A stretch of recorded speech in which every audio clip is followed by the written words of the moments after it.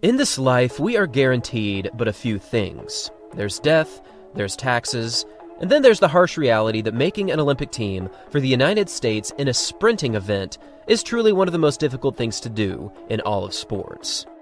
When it comes to the depth and speed of track athletes, the U.S. team is almost always the single most challenging team to make during any global championship. End of story. Since the year 2000, a United States athlete has almost always found their way not just into the finals, but onto the Olympic podium in the 100 meters. And this applies to both the men's and the women's sides.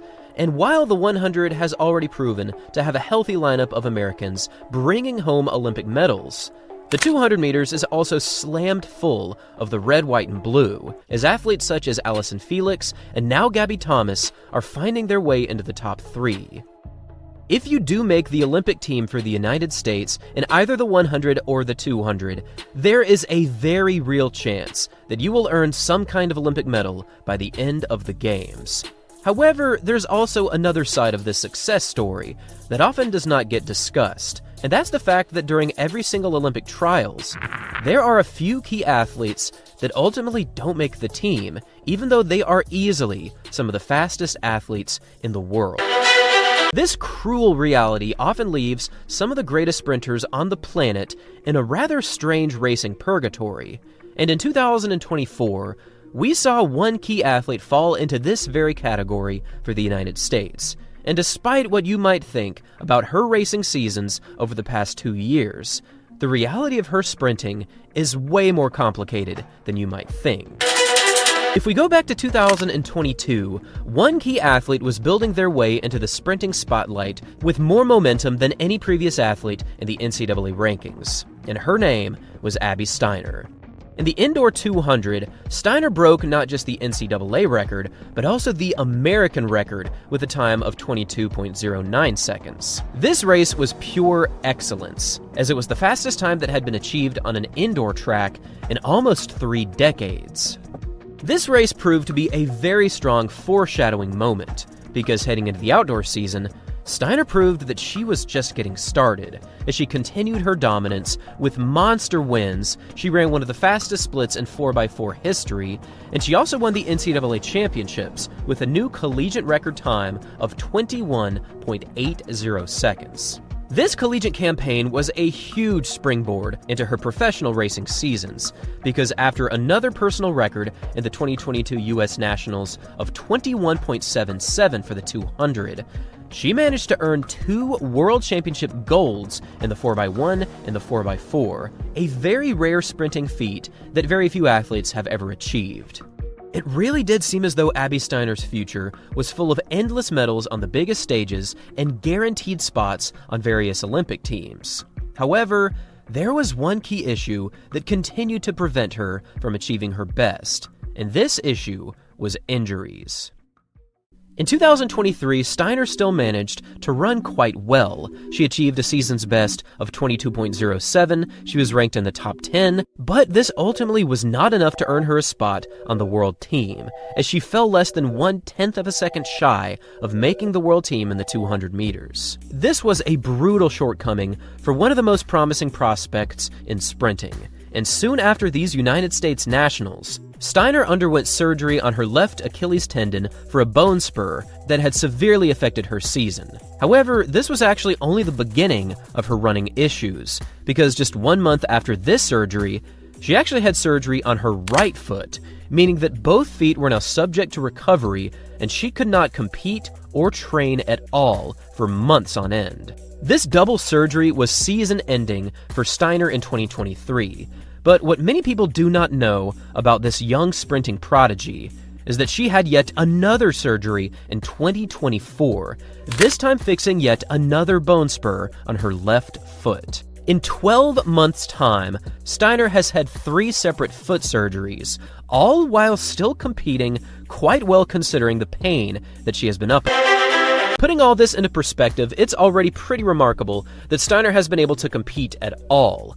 But when we analyze her 2024 season through this lens of injury, her performances have honestly been shockingly good. For this year in the 200, she actually achieved a season's best of 22.03 seconds, a time that was fast enough to rank her at number 6 in the world for this year's 200-meter athletes. This world number 6 position is almost always enough to earn you a spot towards an Olympic berth. But as we previously mentioned, being an American and trying to make an Olympic team, especially in the sprints, is truly one of the most difficult challenges in athletics. For Steiner's 2024 Olympic trials competition, she actually performed extremely well in the 200 through each and every round.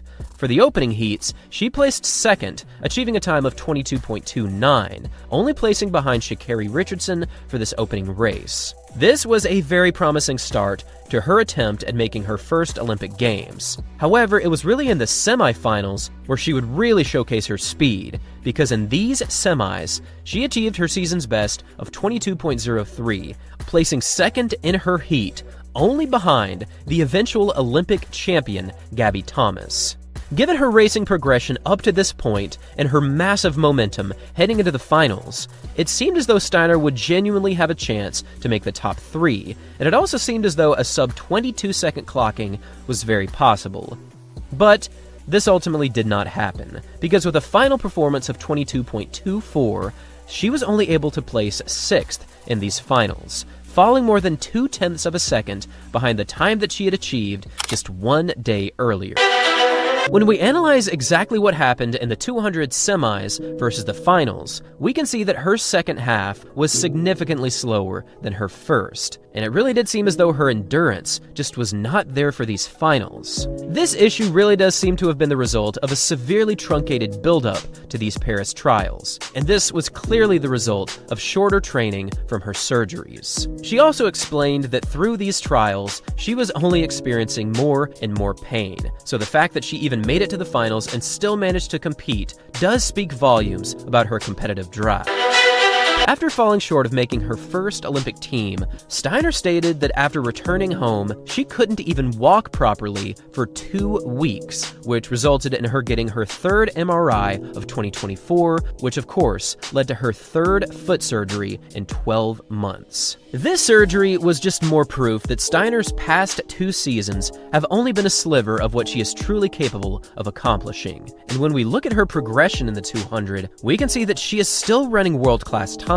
It's just not quite at the level that she was achieving in 2022, and it's certainly not at the level that we know that she can compete. This halt in running improvements is truly difficult to see, but at 22.03, she still ran a very quick time for 2024. It just was not quite enough to make the team for the United States. For this year's Olympic trials, you needed to run a time of 21.91 seconds to qualify to the Paris Games, a world-class time by any standard, and it really is one of the fastest mandatory times to make an Olympic team that we have ever seen. If we go all the way back to the year 2000, we can see that the top 3 standard has sharply increased. In the year 2000, you only needed a time of 23.12 seconds to make the team. In 2004, it was 22.64. In 2008, it was 22.20. And after some more steady improvements and quick running, we can now see that in 2024, we have the single fastest time requirement in the history of the Olympic trials, as 21.91 is the fastest 3rd place finish in the United States Olympic trials history. This chart here is sprinting evolution and competitive improvements in action.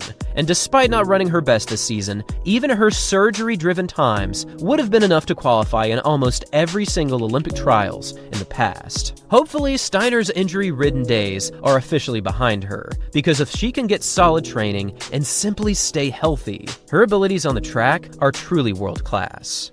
Thanks for watching, everyone, and as always, until next time.